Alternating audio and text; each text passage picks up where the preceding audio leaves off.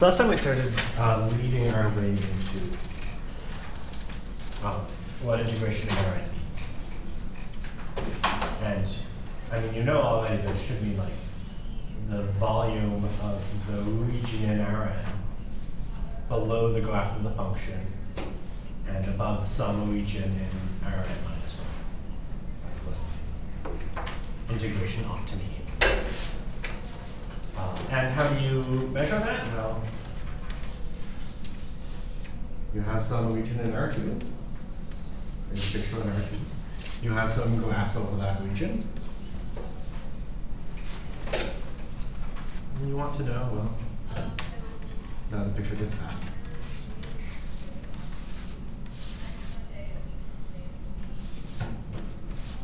What's the volume of that thing? So what do? You break the domain up into a bunch of little pieces.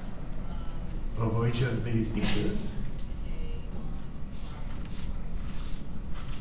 you approximate it with like you imagine that the graph over that small piece was like a prism, just that region, but constant on it. Then it's easy to compute the volume. It's just the n-1 dimensional volume of that region times the height of the prism. And you do it once to get an underestimate by taking infima. You do it once to get an overestimate by taking suprema. You add all of those up, you get these Darboux sums. Each upper Darboux sum gives you an overestimate. Each lower Darboux sum gives you an underestimate. You want to get like the best estimate you can out of that. And what did we get last time with a fair amount of walk? Well, we proved that if you write down any of these Darboux sums, they're always in between, well, I guess the Darboux sum you would get by taking the subdivision consisting of a single element. And when you take refinements, the lower estimates get bigger, the over estimates get smaller. And there's one more kind of obvious thing you need if you want to run this theory. If I have two different subdivisions, I can get two different sets of estimates. I should be able to find a single estimate that does better than each of them. I should be able to get a common refinement. So let's start by maybe not giving the proof, but at least writing down the main idea of the proof.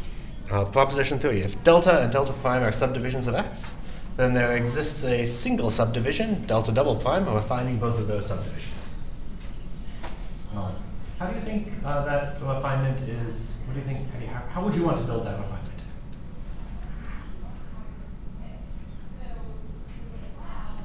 Let's just remember how we did it in R1.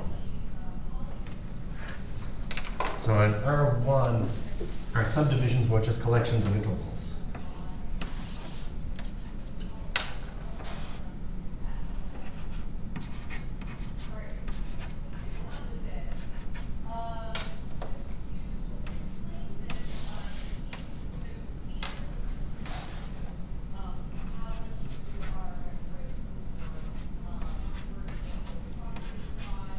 There are a pair of subdivisions.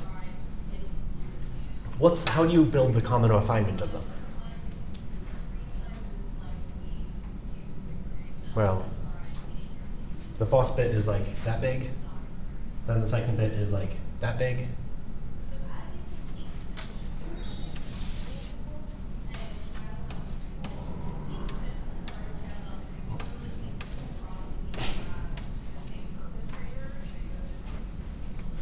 So every time you see a break in either of the subdivisions, you get a new break. Let's try to think about drawing the analog of that. Let's just for argument's sake. So where did this subdivision come from?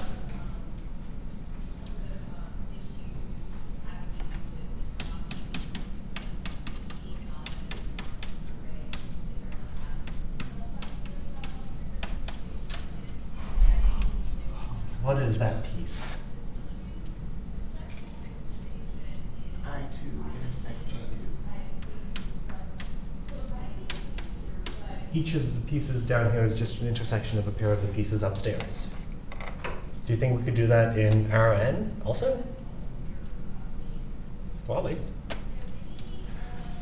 If delta and delta prime are both subdivisions, then let's build a new subdivision by just taking all of the intersections of elements of each of those. So let's set delta double prime to be everything that looks like I intersect j, where I is in delta and j is in delta prime. That seem reasonable? So what do you need to show if you want to show that this is a common or finite? Well, first you need to show it's a subdivision. And next you need to show it's a finite. And what do you need to show it's a subdivision? Well, I guess, so what's the definition of a subdivision according to the first page?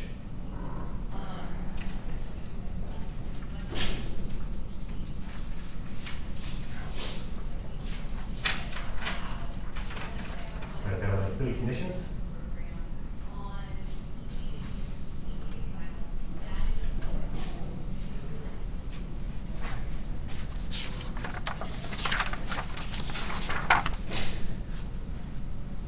So a subdivision is a finite collection of subsets such that each element of the subdivision is a figure.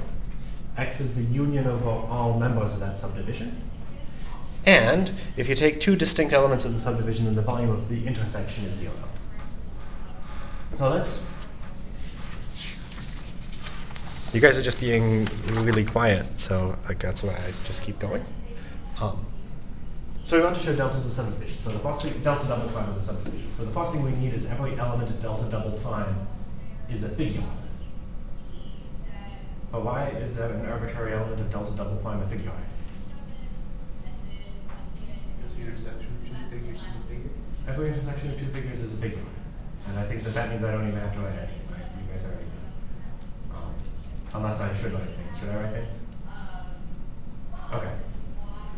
Intersection of 2 things is a figure. Next, we need to show that the set big X is equal to the union over all elements of delta double prime. Now, obviously, each element of delta double prime is a subset of big X. So I'll just explain one of the containers. So let's consider any element of big X. Why should that be an element of one of these I intersect J's?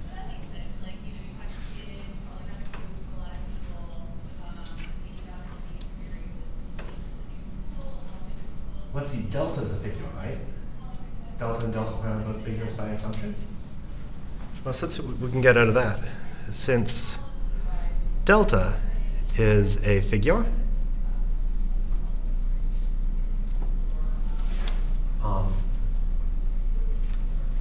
we certainly know that X, that the union of all of X is equal, no, the set X is equal to the union of all elements of delta. So that X has to be in an element of delta. So there exists some I in delta such that X is in I. Can you do the same thing to get something in J prime that has something in delta prime which has the same condition? Similarly, X is in J for some J in delta prime. Thus, X is in the intersection, which is in delta double prime.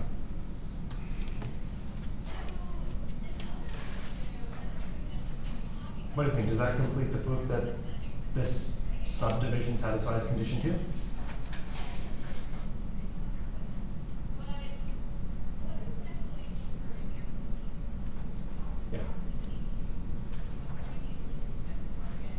Finally, let's talk about volumes. Let's consider any I intersect J, which is not equal to some I prime intersect J prime, which are both elements of delta double prime. We need the volume of that thing to be equal to 0. Let's see, if those 2 things are supposed to be different, could it possibly be that I equals I prime and J equals J prime? No.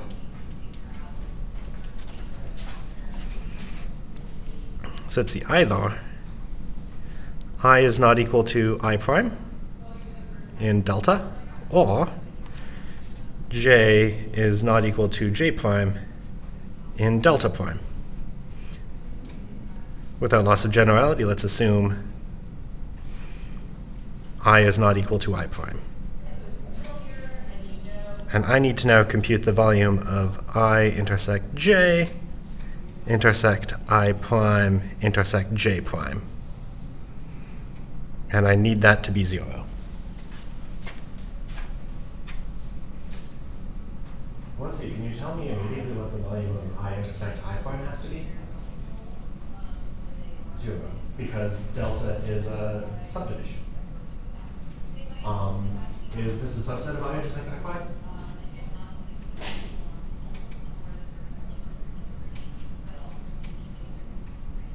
But if I consider anything in here, it's definitely in I, and it's in I prime.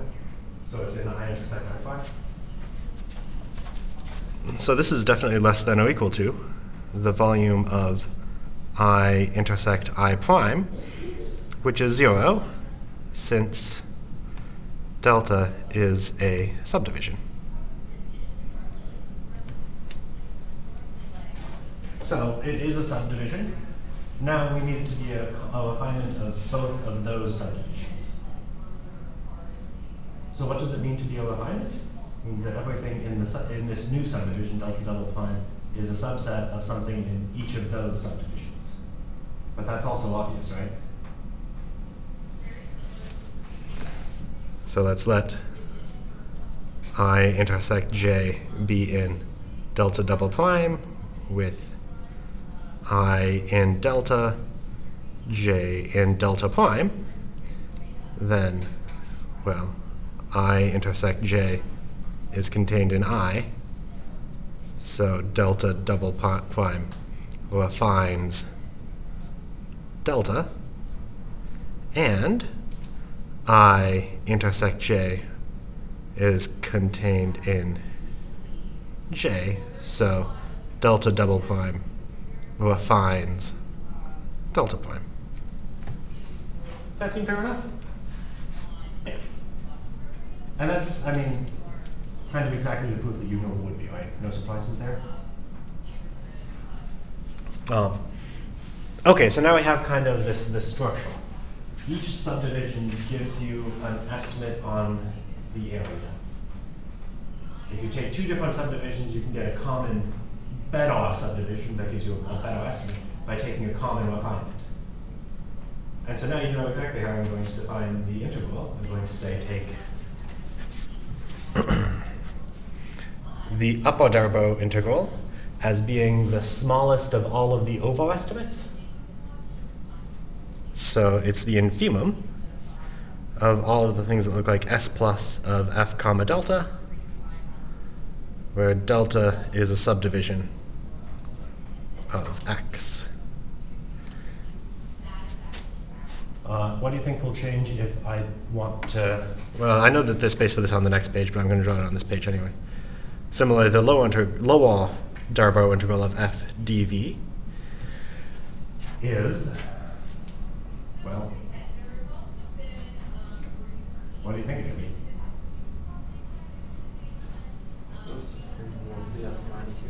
Yeah, the biggest of all of the lower estimates on the area. Supremum, the set of all things that look like s minus of f comma delta, where delta subdivides x. Cool.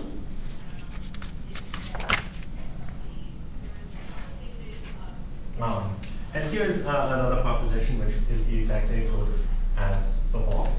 You'll recall we assumed at the beginning of the day that this was a bounded function. If it wasn't bounded, then the definition we gave would just always return that the Darboux sums are infinite, because one of the suits would have to be infinite, or one of the ints would have to be negative infinite. You have to do something different if you want to deal with unbounded functions. You need to take some sort of limiting process. So if you do have a bounded function, then the over integral is always bigger than or equal to the under integral. And that you can look up that proof verbatim by thinking about what we did in our just to replace intervals with figures.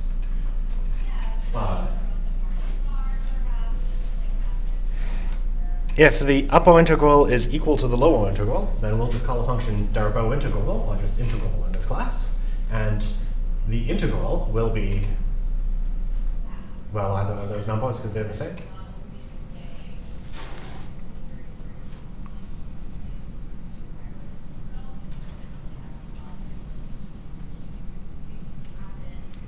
Cool.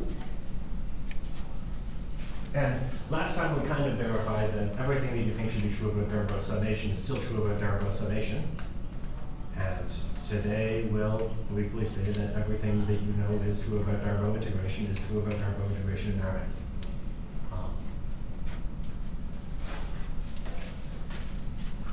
So maybe the first will also seem familiar from Darboux integration in R1. A thing is integrable if and only if I can always find subdivisions for which the upper and lower sums are really close to each other.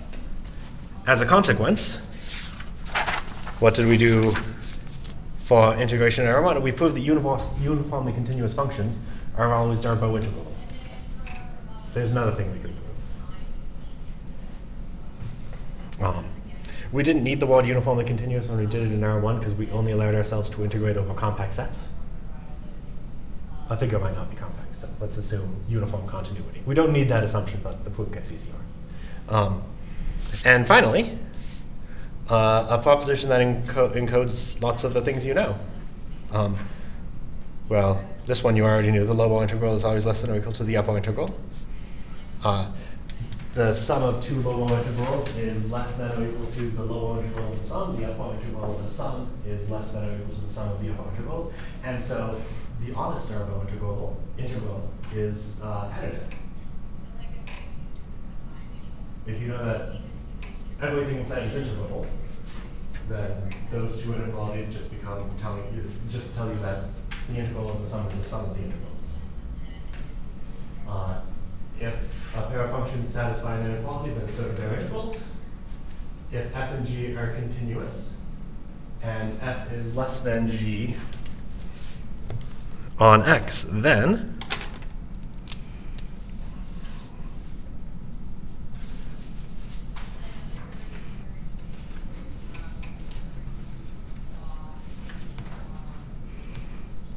that's interesting that just got left out. The integral of f is less than the integral of g. If x and y are figures and f is a bounded function on the union, then you can compute the integral over the union as, well, the integral over each of the pieces, but then you subtract the integral over the intersection. And that's true for the upper and lower things. And we'll prove a subset. In fact, I think as far as this proposition goes, we'll only prove claim 5 because that's the only one that's new. Right, we could have proven that for like integrals over an interval, but it would have been kind of silly to do so. You wouldn't have seen any of the important stuff in the proof anyway. We will in that. So let's go ahead and get started. Those are our goals. That's what's left in this packet. Right. Right. So let's start from the start.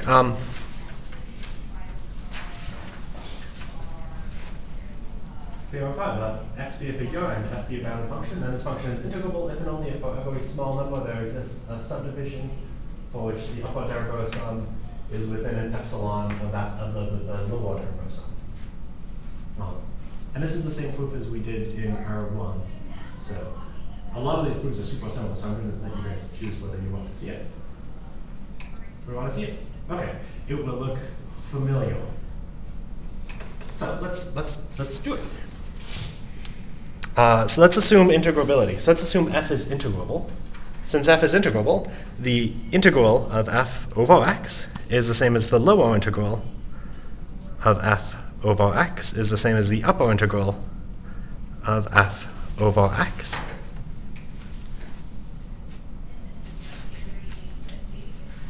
And well, let's see. I'll draw a bit of a picture that I think will help justify how some choices are about to be made. So now let's consider any epsilon bigger than 0. I now need to produce an explicit subdivision for which those upper and lower integrals are the same. upper and lower sums are the same, are close to each other. So let's see. We'll draw a number line. Suppose that number right there is the integral of f dv. Now see, that is the same as the infimum of all of the upper sums. It's the infimum of all of the upper Darboux sums. So if there is integral of f dv plus epsilon, could that possibly be a lower bound on the set of all upper sums? If this is the least upper bound on the set of all upper sums, then could that be an upper bound on the set of all upper sums? No, right? So that tells you there must be an upper Darboux sum so that S plus of f delta lives there. Okay, there's the one to talk about. So because of that, let's think about that subdivision. Well, then the integral of f over x, how can we compare that with s plus or minus epsilon? So this tells us right now that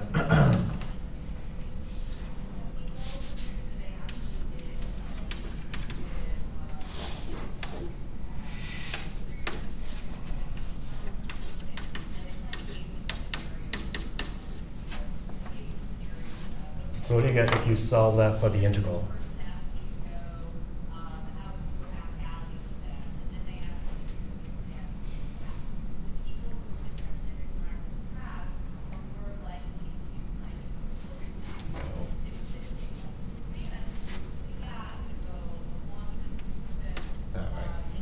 Okay, better. What would you get if you solved that for the integral?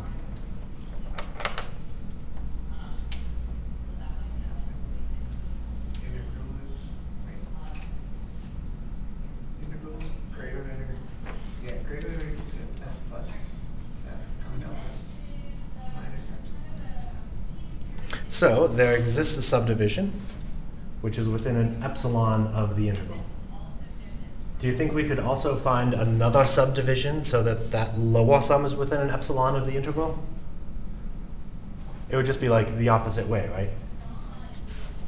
Instead you would find that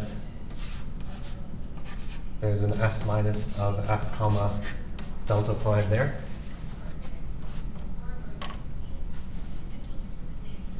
So similarly, there exists a subdivision delta prime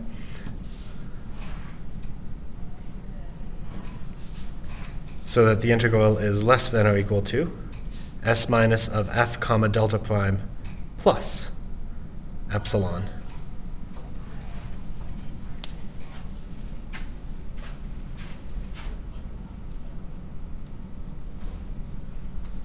So let's see what that means. That means right now that we have s plus of f comma delta minus epsilon is less than or equal to s minus of f comma delta plus epsilon. Does that inequality imply the next thing that I put after that thus?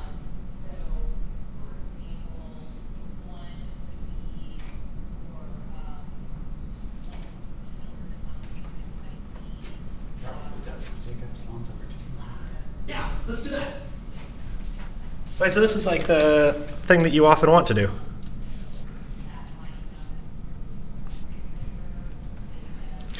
So we just exhibited a pair of subdivisions, delta and delta prime, so that s plus of f comma delta is less than epsilon plus s minus of f comma delta prime. Is that almost what we wanted to do in the statement of the theorem? We have two different subdivisions, and we want just one subdivision. But what should you do whenever you have two different subdivisions and you want just one? Find a common or find it. How do we jump from the less than or equal to each of the less than?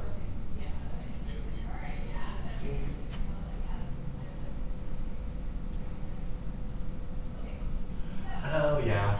All of those less than or equal to could be strict less than, couldn't it?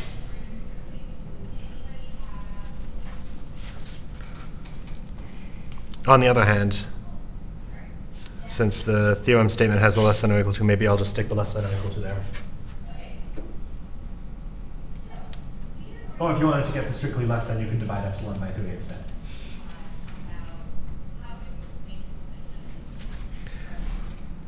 So let's do it. Let's get a common refinement, delta double prime.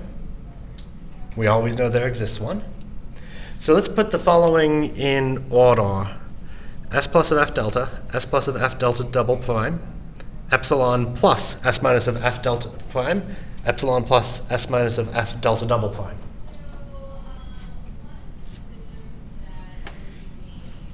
So,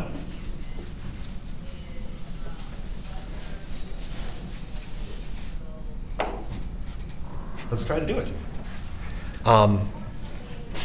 I say to use proposition 2 here. So what does proposition 2 tell you?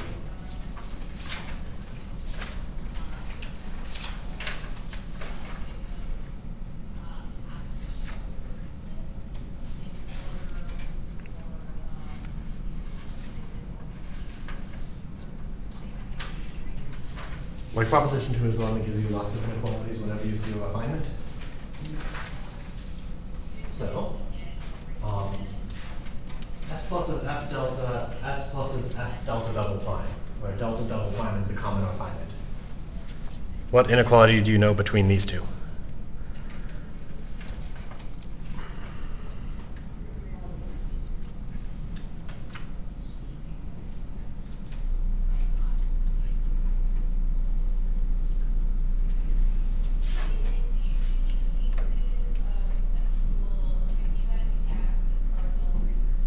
So maybe a good way to remember is, like, the refinement is supposed to give you a better bound. Is a better upper bound a bigger one or a little lower one? A little lower one. So the one from the refinement must be the little one.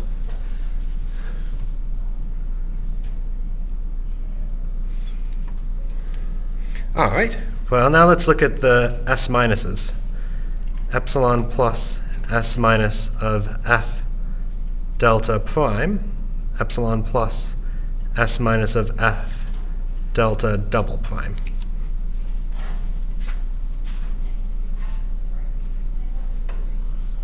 So S minus is supposed to be lower bounds. And the refinement is supposed to give you the better lower bound. Is a better lower bound a bigger one or a little lower one? Bigger. So which of those two must be bigger? Second one. Oh, nice. It's even lining up correctly. Good. Do we know something about S plus of f comma delta and epsilon plus S minus of f comma delta prime? Yeah, it's like the line right before. Cool. So they're there in order. So we see that S plus of f comma delta double prime is less than or equal to S plus of f comma delta is less than or equal to S minus of f comma delta prime is less, plus epsilon is less than or equal to S minus of f comma delta double prime plus epsilon. Have we just produced a single subdivision so that that upper sum is less than the lower sum plus epsilon? Great. Now let's do the opposite. Let's assume that for every epsilon bigger than 0, there exists a single subdivision so that that S plus is less than or equal to epsilon plus that same S minus. Well, let's try to do it. We need to show that the upper and lower integrals agree. So let's see, this quantity is supposed to be a lower bound on the set of all upper sums. This is an upper bound on the set of all lower sums. So let's see, I know already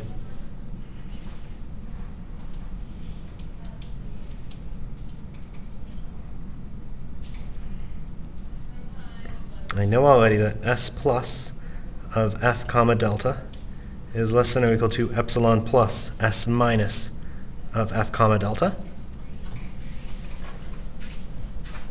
Let's see. This is the infimum of all of this is the infimum of all of the upper sums. So which is bigger, the infimum of all of the upper sums or a single upper sum?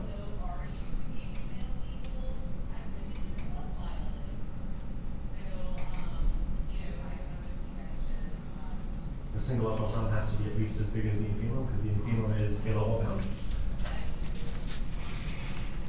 So the upper integral of f dv over x is less than or equal to s plus, is less than or equal to epsilon plus s minus, is less than or equal to the lower integral plus epsilon. Oh, hey, wait, did we just prove that a number is less than or equal to another number plus an arbitrarily small epsilon? So what can you conclude by taking epsilon very close to 0?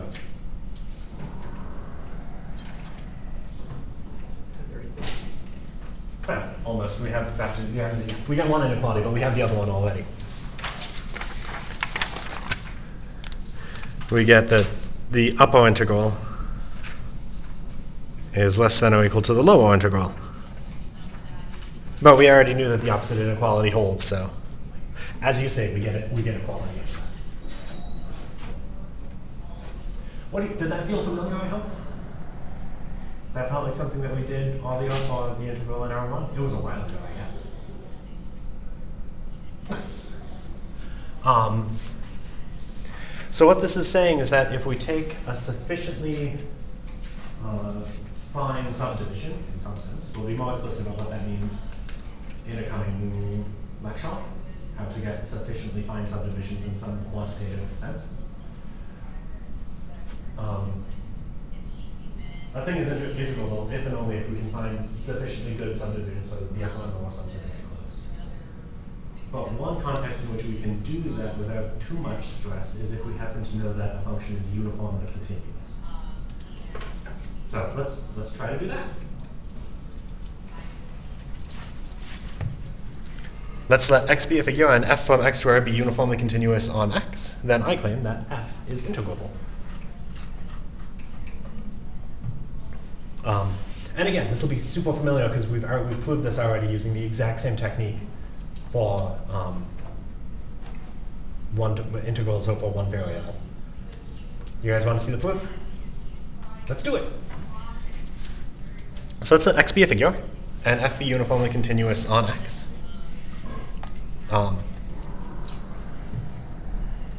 This is.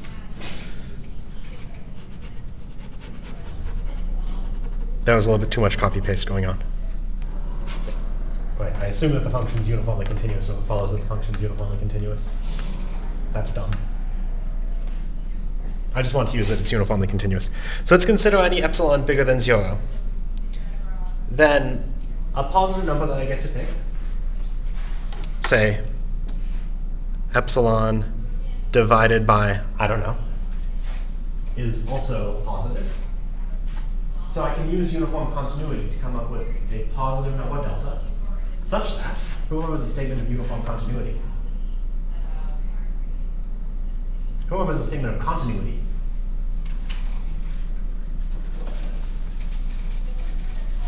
Cool. What is the statement of continuity? Like at a point. Yeah. So a function. Wait.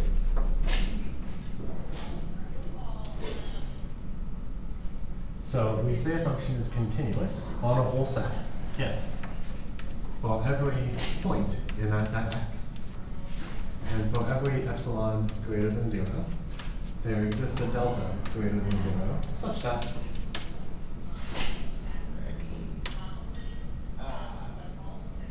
Wait.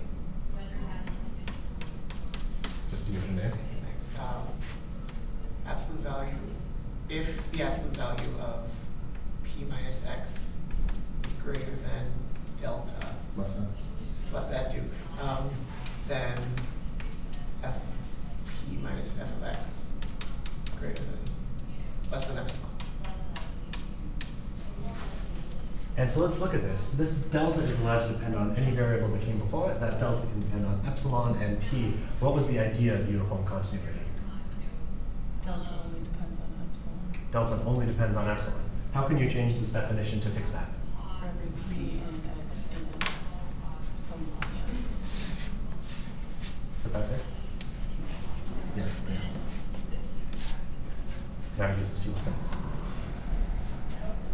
So we know that this function is uniformly continuous. So what do we know? We know that for any positive number, there exists a positive number delta, such that for all, I think throughout the proof I'm going to use x and y instead of x and p. For all x and y in x, if the absolute value of x minus y is less than delta, then absolute value of f of x minus f of y is less than this positive number that I'm not sure what I'll need it to be.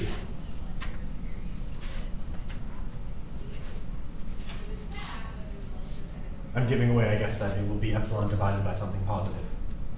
But that's still positive, so you can state it that way.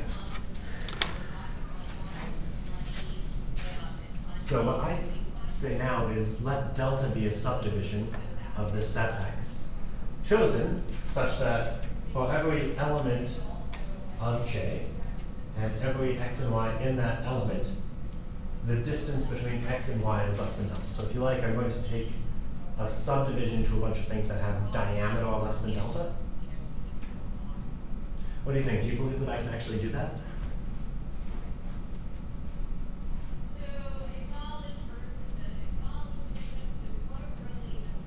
Well, do you think I could break like a bounding rectangle up into pieces that are that small?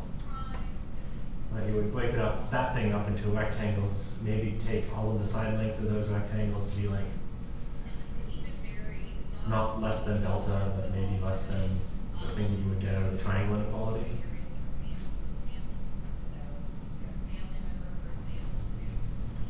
Pythagorean would do it. So you can definitely arrange that. So now I'll use this thing is continuous, so I can use the extreme value theorem to do something. So by the extreme value theorem, all of the ints and sups are in f of j. No, so I guess I need one other thing.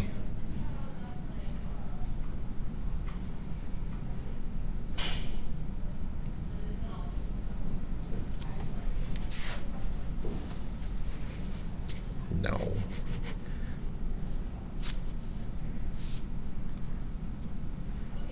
No, there is a gap. Okay.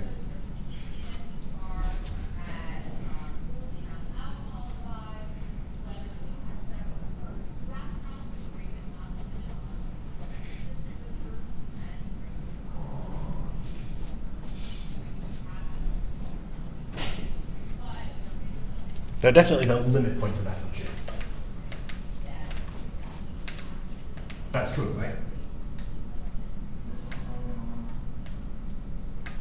So that means I should be able to find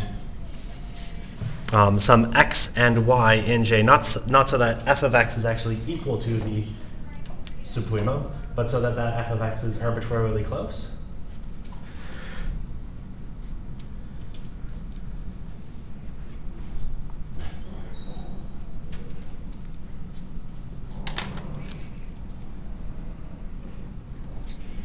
So that absolute value of f of y minus the infimum is less than this number that I get to pick.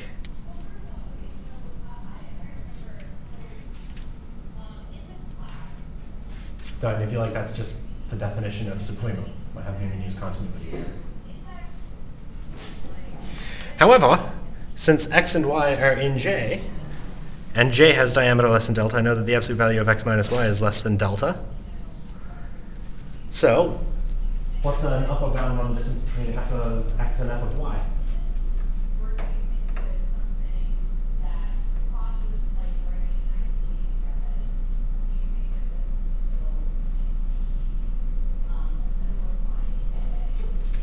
Well, I know that the absolute value of x minus y is less than delta. So what can I conclude? It's less than epsilon over something positive. Epsilon over this positive number that we still haven't figured out what it needs to be. Nice. So, for each j in delta, well, I know that m of f comma j is bigger than little m of f comma j.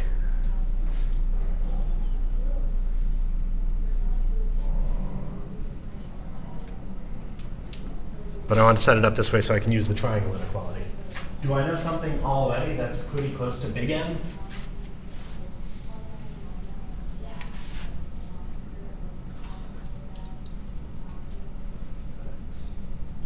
F of x. So this is equal to this standard like add and subtract stuff to use the triangle inequality trick. M of f comma j minus f of x plus f of x. Do I know something that is simultaneously close to f of x and close to little m? F of y, I hope.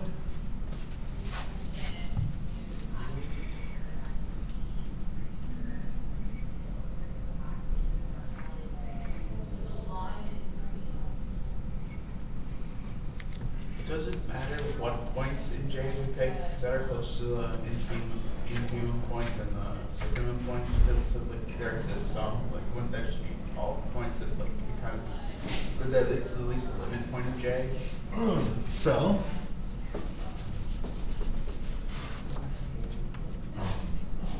I'm going to draw this in our one. So if there is this element j, there's the supremum, there's the infimum. Okay. Only some of the y values are close to the supremum. Only some of the y values are close to the infimum. So it is only for some, and not like for all. I'm missing something. Okay. Yeah, so if this y value is big M, and I took that f of x, this is not within that small epsilon of M. So the fact that it's the supremum, the definition of the supremum tells you there exists some values that are close to big M. Yeah, I mean, I get that. I thought the whole point of us taking x minus y and then delta of each other for all x and y there is that we get everything within an epsilon. Yeah. Yeah, so certainly we will find that they're all really close to each other. Yeah. But we don't know that yet. We're about to get that in like the next line. Okay. Well, we'll kind of get that in the next line. Right, we want to control, so certainly if that f of y which is close to the infimum and that f of x which is close to the supremum are also close to each other, then all of the y values are going to be pretty close. Yeah. But I guess it'll be 1/3 as close. Okay. Because it'll be this distance, that distance, that distance. Okay, so basically what I'm hearing is that the epsilon that's described by that, within that really small distance of n, and the epsilon that we're saying everything within the thing is really, really close to each other by x minus y is less than delta, those are different epsilons. Yeah, that's the way of doing the Gotcha. divide. Okay, that's those. Yeah, because right, what are we about to get? We're about to get that this is less than or equal to epsilon over something plus epsilon over something plus epsilon over something. And those could all be different over somethings. But I guess this is even a strictly less than, right? By the triangle inequality. Okay. Nice. So, yeah, let's even set them all to be the same.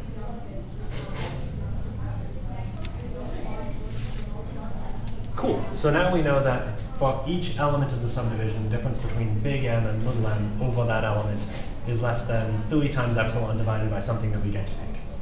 So I guess the thing that we get to pick might have a 3 in it. Maybe it'll have a 4 in it if we want it to be even smaller. But let's go all the way to see what we want. So at the end, we want, if we want to show the function is integrable, we need to show s plus is close to being the same as s minus. So we want to show s plus minus s minus is less than epsilon. So let's try to get control over this.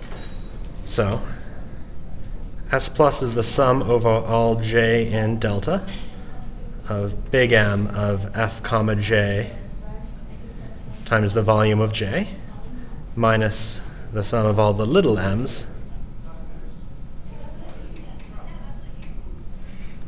And let's just try to do some manipulation. We eventually want that to be less than epsilon. So can we combine those two into a single sum?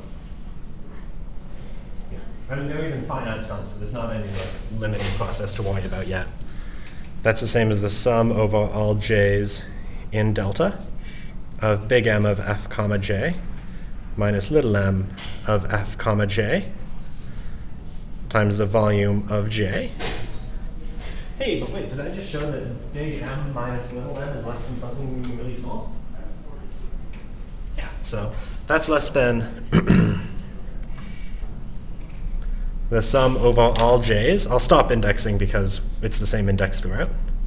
Epsilon divided by something 3, epsilon divided by something that we get to pick, times the volume of j.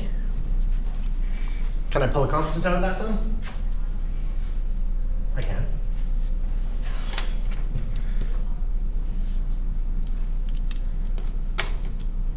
Times the sum of the volume of j's. But what do I get if I take a subdivision for x and add up the volumes of all of the elements of the subdivision? Volume of the whole thing. So that is the same as 3 times epsilon divided by the thing I get to choose times the volume of x. So what do I need to be in that denominator?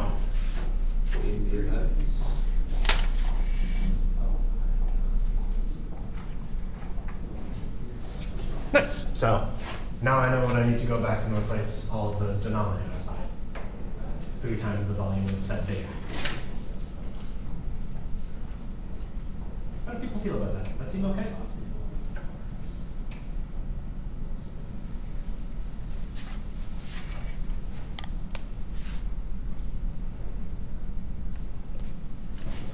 So the last thing in this notepad, which I don't have time to do, but I kind of want to do, is give an explanation for if x and y are figures, and f is bounded on x union y, then the definite integral satisfies like the exclusion principle, where you can count up the integral over the union by counting up the integral over each of the pieces, but then subtracting out the stuff you don't count, which is exactly what this theorem says. Maybe I'll just indicate one thing. So remember, I'm only allowed to talk about integrals over figures. If I integrate over something that's not a figure, I need to do something to figure out what that should even mean. I can't take a subdivision into figures so I don't start with the figure. Are both of those figures x union y and x intersect y? Yeah, so what I'm talking about, upper and lower integration actually makes sense. And the proof is going to seem pretty similar. There will be some to the double counting argument. So what I'll do first is I'll prove it in the case that the intersection isn't necessarily empty but has no volume. Well, how many people have already done the thing where I asked you to prove that the integral over something with no volume is 0? Almost. Yeah, everyone's assigned today, maybe? Really? Oh, yeah, that was last Monday because that was the graph one. I looked at it.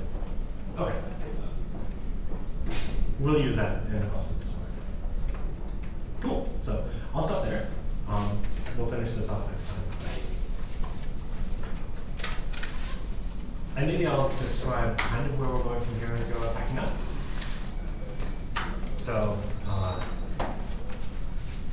once I get a few more properties of integration in figures, I think that I'm going to set as my goal for integration in around the convenience theorem, which is the one that says if you want to integrate over a rectangle, you can do it by integrating with respect to x and then with respect to y, which maybe is what you usually think the definition of the double integral over a rectangle is, but it's not. That's the theorem. And as a consequence, it doesn't matter if you integrate with respect to x plus or y plus, they both give you the integral. So that's the goal I'm going to set for integration in Rn. And then after that, we'll do a little bit of thinking about